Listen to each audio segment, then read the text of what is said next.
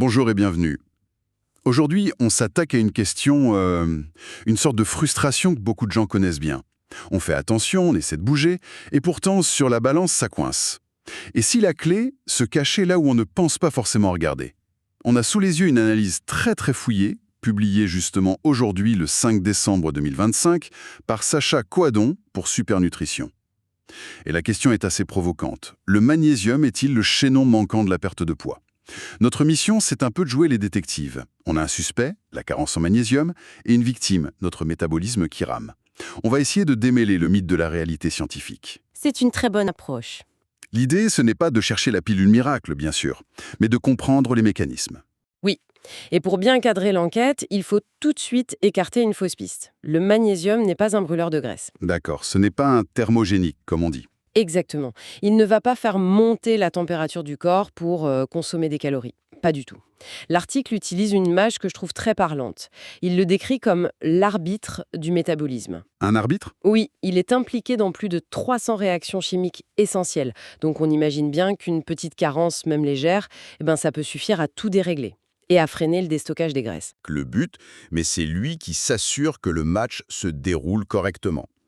L'article parle d'un double verrou. Un double verrou qui bloquerait la perte de poids. Le premier, c'est le stress, et ce fameux ventre hormonal. Honnêtement, ça sonne un peu comme une excuse, non? Ah, je suis stressé, c'est pour ça que je prends du ventre. Ça peut sonner comme une excuse, mais la biochimie derrière, elle est implacable. La source décrit un cercle vicieux vraiment pervers. Ah oui? D'abord, le stress chronique nous fait littéralement vider nos stocks de magnésium. On l'utilise plus, on l'élimine plus. D'accord.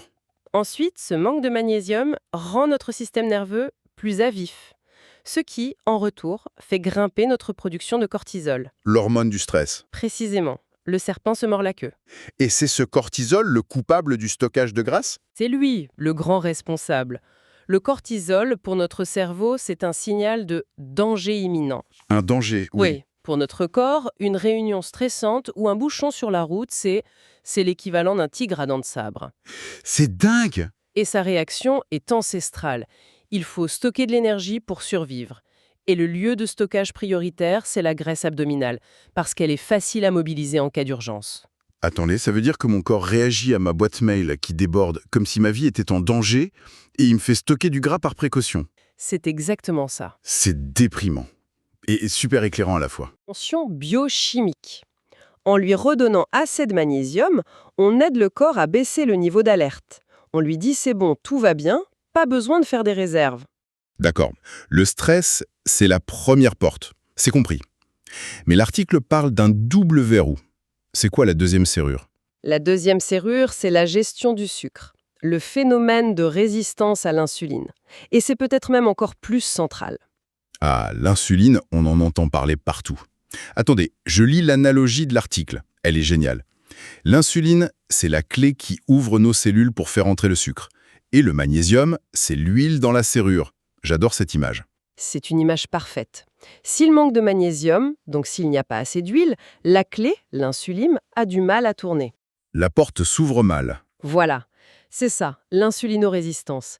La conséquence directe, le sucre, au lieu d'entrer dans les cellules, reste dans le sang. Le pancréas panique, il produit encore plus d'insuline pour forcer le passage. Et à la fin, la seule solution pour gérer cet excès de sucre, c'est de le transformer en graisse. Et de le stocker. Et j'imagine que c'est de là que viennent les fringales. Si les cellules ont faim, elles réclament du sucre. Exactement. Et ce n'est pas que de la théorie. La source cite une étude du Journal of Internal Medicine qui a montré qu'en donnant du magnésium à des personnes en surpoids, leur sensibilité à l'insuline s'améliorait de façon vraiment significative. La clé tournait bien dans la serrure? C'est ça. Et ça, c'est un levier énorme pour réguler l'appétit et stopper ces envies de sucre qui sabotent tous les efforts. C'est limpide. Donc, le magnésium agit en coulisses. Mais alors, quand on veut passer à l'action, on arrive en pharmacie et là, c'est la jungle. On voit magnésium marin, oxyde, bisglycinate. Ça semble être un détail, mais l'article insiste beaucoup là-dessus. Ah, mais ce n'est pas un détail, c'est le cœur du réacteur. Choisir la mauvaise forme, ça peut être carrément contre-productif. D'accord. Tout se joue sur l'assimilation et le confort digestif. Commençons par le bas de l'échelle alors. Le magnésium marin, l'oxyde de magnésium. On les trouve partout, ils sont pas chers, ça sonne bien, marin. Ça sonne bien, mais en réalité, pour notre objectif, ça ne vaut pas grand-chose. L'assimilation est très très faible, de l'ordre de 4 ou 5%. Donc 95% est inutile. Pire qu'inutile, ce magnésium non absorbé, il reste dans l'intestin. Et là, par un phénomène d'osmose, il attire l'eau. Résultat, ballonnement, gaz, effet laxatif. Tout ce qu'on veut éviter quand on cherche à avoir un ventre plat. Exactement. L'article lui donne une note minceur d'1 étoile. C'est logique. Et au milieu du classement, il y a le citrate de magnésium. Le citrate, c'est déjà beaucoup mieux. L'assimilation est bonne. Le seul bémol, c'est qu'il peut encore être un peu agressif pour les intestins sensibles. 4 étoiles dans l'article. Ce qui nous amène au champion de la source en élan, le bisglycinate. Qu'est-ce qu'il a de si particulier? C'est sa structure. Le magnésium est lié à 2 molécules d'un acide aminé, la glycine. Du coup, le corps ne le voit pas comme un minéral. Il le voit comme une protéine. Ah, astucieux. Il lui ouvre un passage VIP en quelque sorte, sans aucune perturbation digestive. L'assimilation est excellente et en plus, la glycine a elle-même un effet calmant sur le système nerveux. Donc double effet. C'est ça, le maximum de magnésium actif et un confort parfait. La source le qualifie de référence 5 étoiles. C'est vraiment une autre catégorie. C'est fou comme la forme chimique change tout. Mais est-ce qu'on ne peut pas simplement trouver tout ça dans l'alimentation? Si on mange bien, des amandes, du chocolat noir. C'est le grand paradoxe moderne que souligne l'article. Oui, sur le papier, ces aliments sont riches en magnésium. Mais il y a 2 problèmes majeurs. D'abord, l'appauvrissement des sols. Une pomme d'aujourd'hui contient beaucoup moins de minéraux qu'il y a 50 ans. Mhm. Et ensuite, il y a ce que l'article appelle le piège calorique. Pour atteindre les 300 ou 400 mg recommandés par jour, il faudrait manger des quantités d'amandes ou de chocolat qui feraient exploser le compteur de calories. D'accord. Donc c'est devenu très difficile de couvrir ses besoins juste avec l'assiette. Surtout si on est stressé ou sportif, j'imagine. Exactement, les besoins augmentent. Bon, alors si on choisit de se supplémenter, est-ce qu'il y a un meilleur moment dans la journée pour le prendre? L'article suggère une approche stratégique. Plutôt que de tout prendre d'un coup, il propose de diviser la dose. Ah oui, Une première prise vers 17 heures, 17 heures? Pourquoi? parce que c'est souvent un moment critique. La fatigue de la journée, le stress qui monte, et c'est là que les fringales de sucre et de gras débarquent. C'est vrai? Prendre du magnésium à ce moment-là peut vraiment aider à passer ce cap beaucoup plus sereinement. Ça agit comme un régulateur. C'est très malin. Et la deuxième prise? Le soir, avant de dormir, le magnésium est un relaxant naturel. Il aide à avoir un sommeil plus profond, plus réparateur. Et ça, c'est capital pour la gestion du poids. Parce qu'un mauvais sommeil dérègle les hormones de la faim. Totalement. La gréline, la leptine, tout part en vrille. Bien dormir, c'est une des clés les plus sous-estimées. Je vois souvent sur les boîtes avec vitamine B6 et taurine. C'est du marketing ou ça sert vraiment à quelque chose? Non, non, c'est une synergie essentielle. La vitamine B6, c'est comme le taxi du magnésium. Elle l'aide à rentrer dans la cellule. D'accord. Et la taurine, elle, c'est le gardien. Une fois que le magnésium est entré, elle l'aide à y rester plus longtemps. C'est ce qu'on appelle l'effet d'épargne. Et ça, la science le confirme? Absolument. La source cite une étude de PLOS ONE de 2018. Elle a montré que l'association magnésium plus B6 réduit le stress perçu bien plus efficacement que le magnésium seul. Donc non, ce n'est pas du marketing, ça maximise vraiment les effets. Parlons de fringales.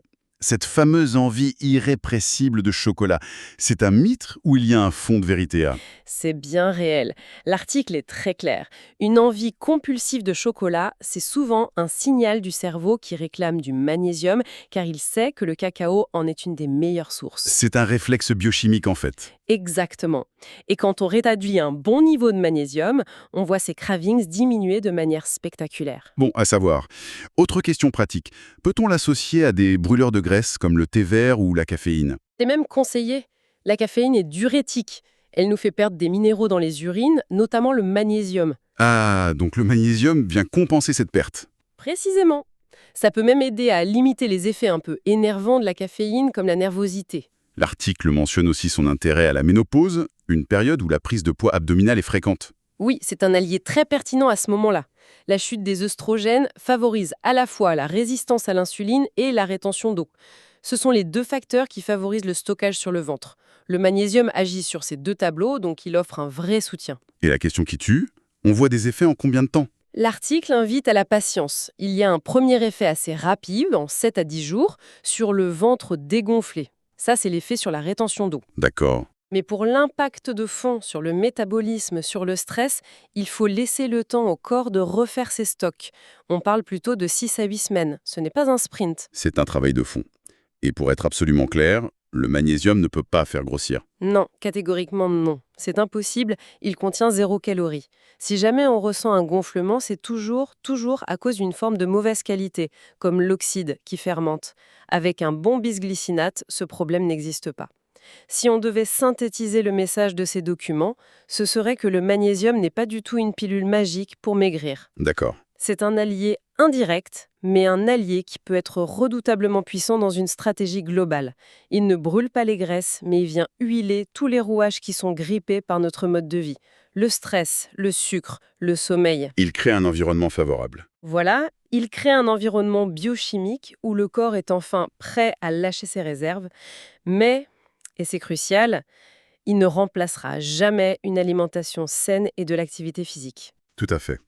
Et en formant ces documents, ce qui est frappant, c'est qu'on se concentre sur le poids, mais l'article mentionne en passant les liens avec les migraines, l'arthrose, la mémoire, l'hypertension.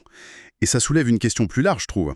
Si une simple carence en un seul micronutriment peut avoir un tel impact sur notre poids, par des chemins détournés, quels autres déséquilibres silencieux sont peut-être en train d'influencer notre bien-être global de manière qu'on n'imagine même pas encore? C'est peut-être ça la leçon, regarder au-delà du symptôme pour comprendre les mécanismes fondamentaux qui nous régissent.